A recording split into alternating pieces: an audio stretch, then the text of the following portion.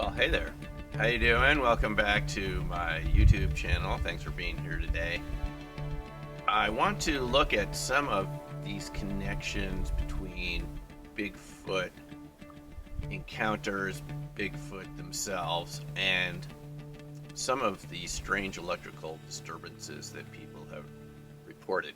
Because this is particularly interesting to me because we've covered this on this channel a lot about the electrical disturbances around crop circles. Just take a look at this playlist to see some examples that we've recorded of people's cameras and batteries and other electronic devices going kaput once they were in or near a crop circle. Now, this is something I've really been interested in discovering, why you wouldn't just think that if you take something that's seemingly neutral like a wheat or a grain crop and twist it into a certain shape that it's going to have electrical or electronic properties. But that seems to be the case.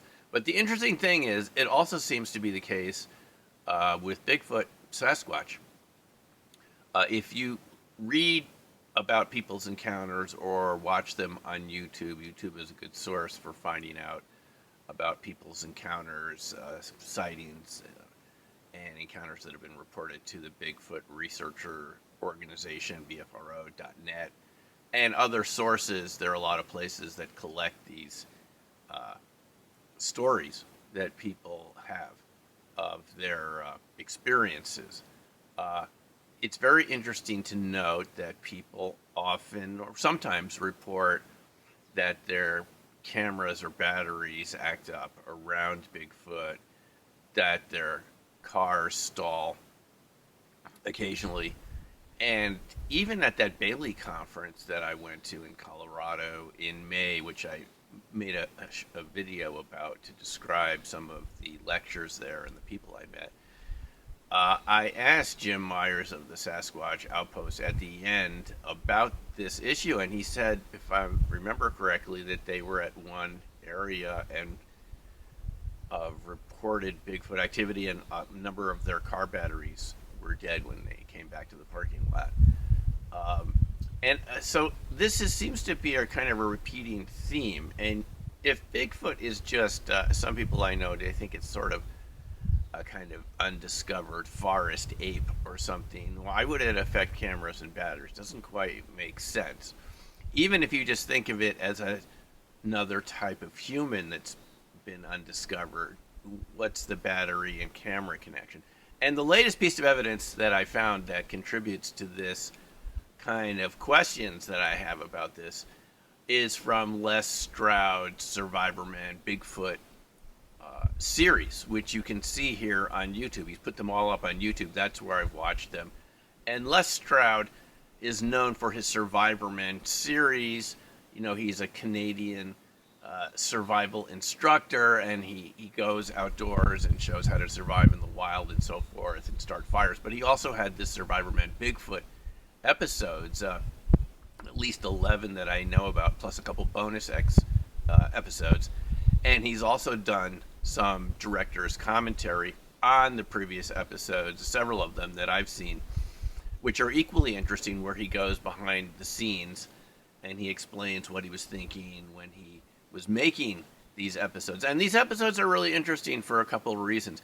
Les Stroud, as he says, is not a believer or a skeptic. He's just open to evidence. And I kind of identify with that because all these topics we've explored here on my Opening Minds channel here on YouTube, any of these topics, I came to all of them neither being a believer or a skeptic, just open to whatever the evidence was. And I found that these topics are by and large real. They have a lot of evidence behind them.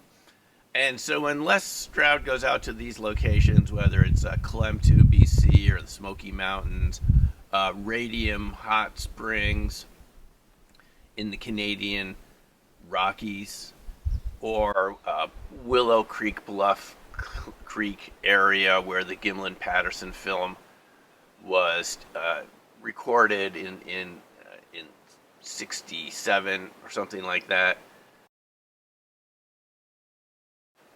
He records not only of his experiences, and some of them are quite interesting. He puts cameras around and puts up kind of like bait, like apples or power bars on trees overnight, and sees if anything shows up.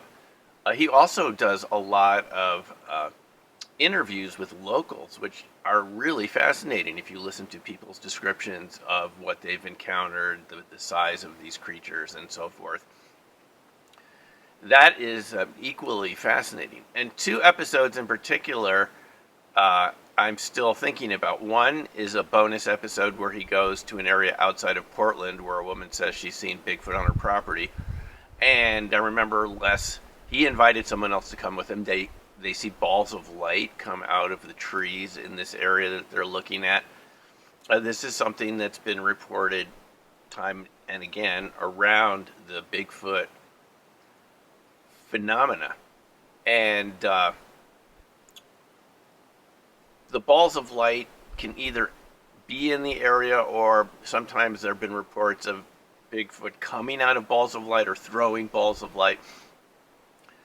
And we've been looking at this ball of light phenomena in relationship to cold fusion lunar EVOs, exotic vacuum objects. So I'm definitely wondering if there's a connection there. And then in another episode, in the Bluff Creek episode, it was really rainy. They had some really interesting experiences around the rain, knocking sounds that stopped as soon as they lit a fire, and some other experiences that, less considered to be kind of strange that night, kind of weird, not proof of anything, but kind of strange. But one of the pieces of evidence was their cameras acted up in a really strange way. And it wasn't because of the rain, because it's never done that before, or hadn't done that before. It's never done it again. And this is very familiar to us who've been around crop circles. We've seen our devices do things that they've never done before, and they've never done again. And so, the type of person I am, I'm kind of looking for some connections here.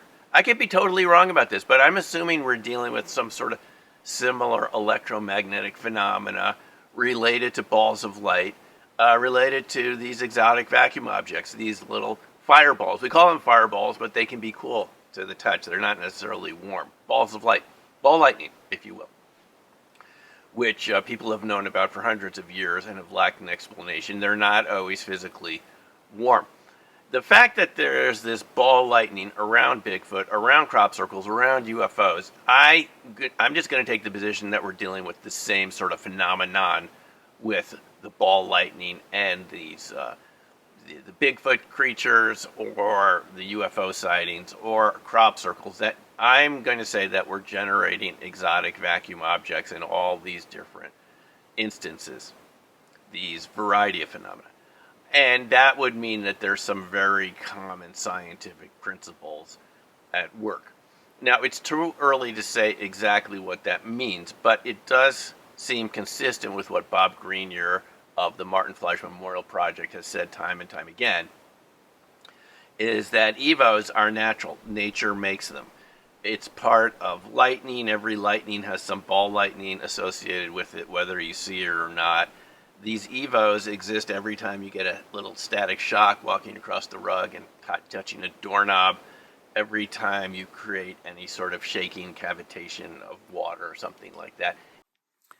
Now, as you're probably aware, if you've been watching my channel recently, there's a huge connection between these exotic vacuum objects and electronic destruction. EVOs really seem to wreak havoc on electronics because they're a concentrated charge cluster of electrons, and they have a really huge electrical potential. They have a huge electrical potential when they are clumped together in a ball, but when they dissipate, if they hit a ground source or something and the energy dissipates, then they release a really huge charge. And this is something I think we've seen in crop circles when cameras have been shorted out, solder joints melted on the inside in something, when the cameras have been near or on top of the crop circles. So the EVOs, balls of light, have a long history of shorting out electronics. So it's not something you can always easily see with the naked eye. But nonetheless, it's a natural phenomenon. It's something that exists around us, and therefore it wouldn't be surprising that other types of intelligence on our planet, in the universe, are using it possibly as a type of energy source, or connected to it in a way that we don't understand. And I think that's something really intriguing to consider. You've probably never thought of Bigfoot being kind of an electrical creature, but people report all sorts of strange light phenomena around Bigfoot. Static discharges, eerie blue glowing colors around the Bigfoot bodies, and other types of colors. We have reports of their eyes not only glowing in the absence of an external light source, glowing but emitting light onto the ground as they walk along. So this suggests to me some sort of connection to cold fusion and LENR. Cold fusion and LENR being something that's natural in the universe, possibly how stars work, and different plasma objects out in space, pulsars and things like this. And it's probably examples of it working all around us right now that we've never looked at because no one ever told us about it. And good old sociocultural stigma has prevented us from going too far out to look at these phenomena, but I think they're all connected. And that's my point of view on it. So anyway, we'll be doing more videos about this upcoming. I'm always curious in your comments. Of course, put your comments in the box below. Always interested in your point of view on this too. I'm just sharing my point of view. Could be wrong, but that's how I'm looking at it at the moment. So anyway, thanks for watching. We'll see you in the video. Take care for now. Goodbye.